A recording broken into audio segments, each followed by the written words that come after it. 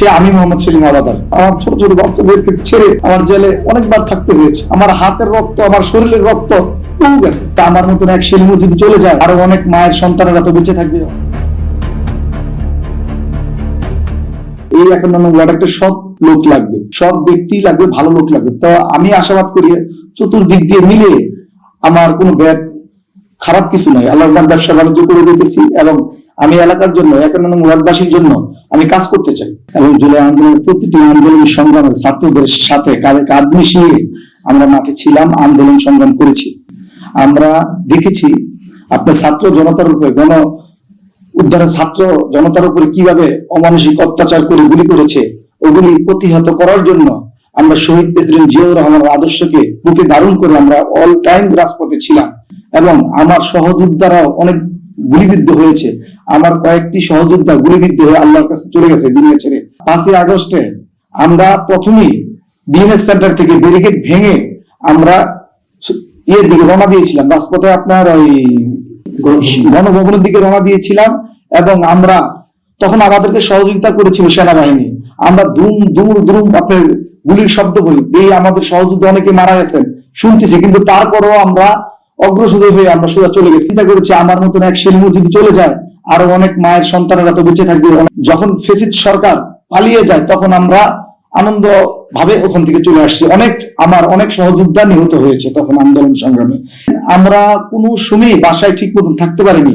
আমার ছোট একটা বাচ্চা যখন হবে তখন ওই টাইমে আমার বাসা পুলিশ সহকারে, এলাকার কিছু আওয়ামী লীগ সন্ত্রাস ছিল, ওরা সহকারে ঘেরাও করে আমার বাড়িকে ঘেরাও করে ওই রাত্রে আমাকে আটক করে। বাঁচতে হলে গাজীর মতো নির্বাচন মরার মূল্যে শহীদ হয়ে যাবো। 18 থেকে সবচেয়ে বড় একটি আলোচিত অ্যারেস্ট হয়েছিল, সে আমি মোহাম্মদ সেলিম আলাদার। তখন পার্টি অফিসের সামনে থেকে, পল্টন পার্টি অফিসের সামনে থেকে কিছু অসৎ সাদা পুলিশ ছিল, ডিবিতে ছিল ওরা আমাকে ওই পার্টি অফিসের সামনে, যখন আমি আন্দোলন সংগ্রাম করতেছি, মিছিল করতেছি ম্যাডামের মুক্তির দাবিতে, তখন ওরা আমাকে অমানসিক ভাবে নির্যাতন করছে।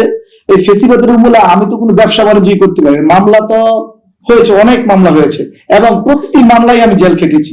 আমার একটা বাড়ি বন্ধ বিক্রি করেছি এই ফেসিস্ট সরকারের আমলে। আমার বাড়ি বন্ধ বিক্রি করে আমি মামলা করতে হয়েছে। আমি যখন বাড়িতে আমার রেট পড়তো তখন আমি বাসায় থাকতে পারতাম না। আমার ছোট ছোট বাচ্চা ছিল, তাদের কথা আমার মনে হইলে আমি সহ্য করতে পারতাম না।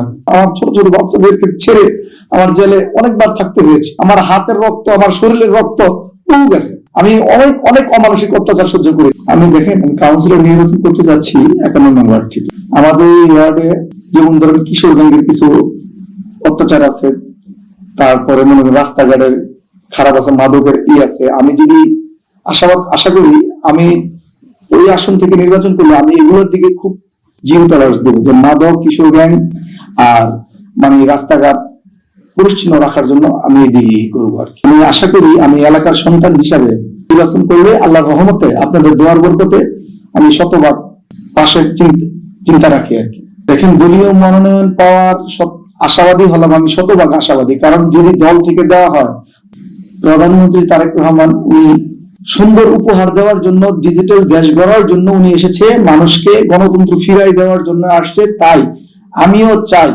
উনার যে প্রতিটি কাজ আমরা সহযোগিতা করে সমস্ত কাজের দিক দিয়ে, ভালো দিক দিয়ে আমরা যে দিক দিয়ে নির্দেশনা ওই দিক দিয়ে কাজ করে উনাকে এগিয়ে নিয়ে যাওয়ার জন্য আছি।